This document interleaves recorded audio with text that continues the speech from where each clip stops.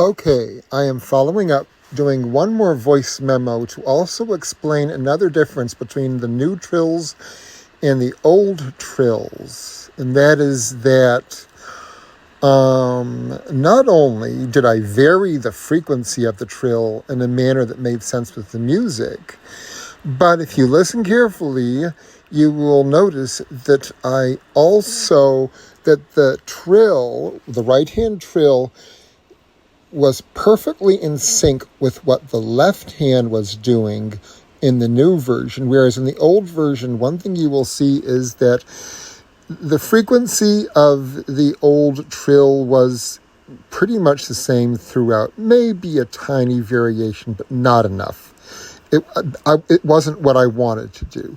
But also, the frequency of the right-hand trill was often, how shall I put it? I guess you could say it was in an involuntary frequency, and it didn't always sync up right with what the left hand was doing. So when the left hand had finished whatever it was and wanted to move on to the downbeat on time, the trill was sometimes not ending at the right spot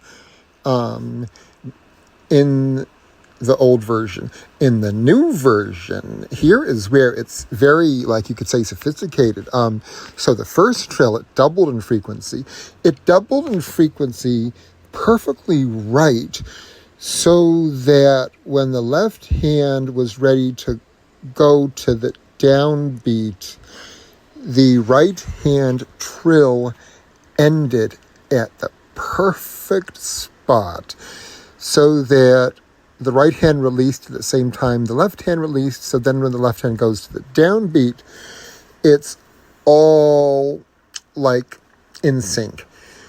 And that was true also of all the other trills, including the trills where the right hand, rather than being one frequency and then doubling, which is easy, it was one frequency and it sped up in several different stages. So it was several different speeds.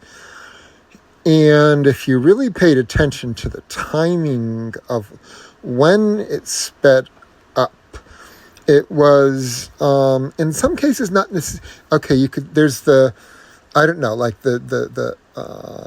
maybe the trill lasted for an eighth note, and then a quarter note, and then there were eighth notes. Like the trill was one note, and there were four accompanying notes. So 4 beats for the trill.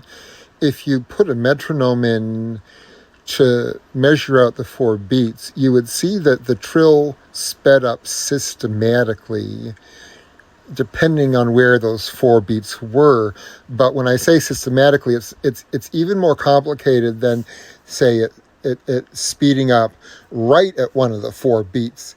It usually was one speed, and then maybe one of the 4 beats happens, or the second 4 of the 4 beats happens, and it speeds up like midway through one beat and the other beat in a way that makes sense. And I bet if you really took a computer and measured it, you'd figure out that it was some proportion of that beat that was, and it sped up several times.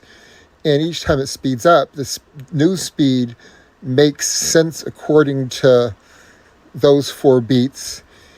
And then it stops or ends just right, so it doesn't linger too long or it doesn't end too early, but it ends perfectly, so that when the last of the 4 beats stops and moves, the left hand moves to the next downbeat, the trill is able to stop at the same time the last note stops, so they're in sync.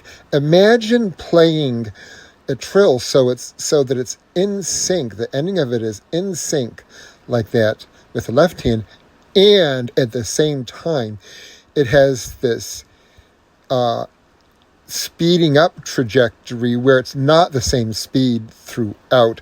So each, like if it's 4 different speeds, each of the 4 different speeds is just right.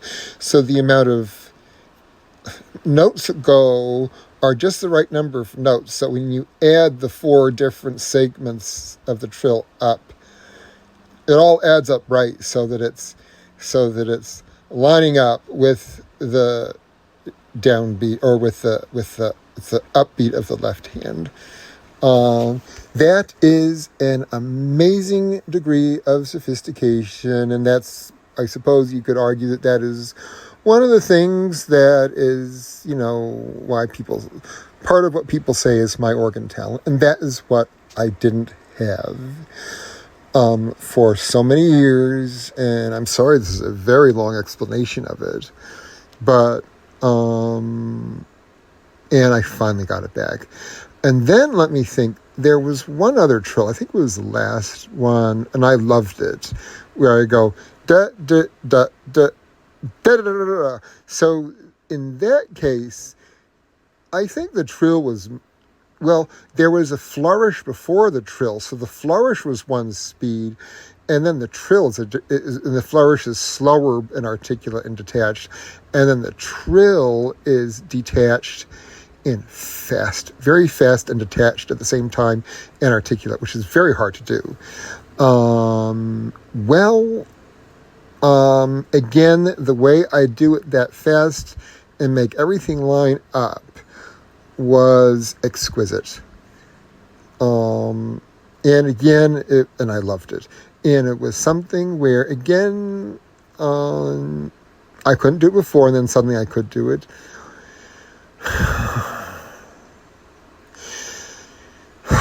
Oh, God. It makes me feel a little bit bad. But anyway, yeah, I could do it now. And if you look before, I believe what you would see with the trill before was that the trill kind of lasted too long and didn't line up. The right hand didn't line up with the left hand, meaning I had no control. I wasn't controlling the frequency the way I used to. So, well, that's it. If you were able to, what I could do is maybe a few more recordings where I just do separate isolated recordings for each trill, new version first, old version second. So if you want, you can listen to them over and over and over again and try to see what the differences are. Okay, bye.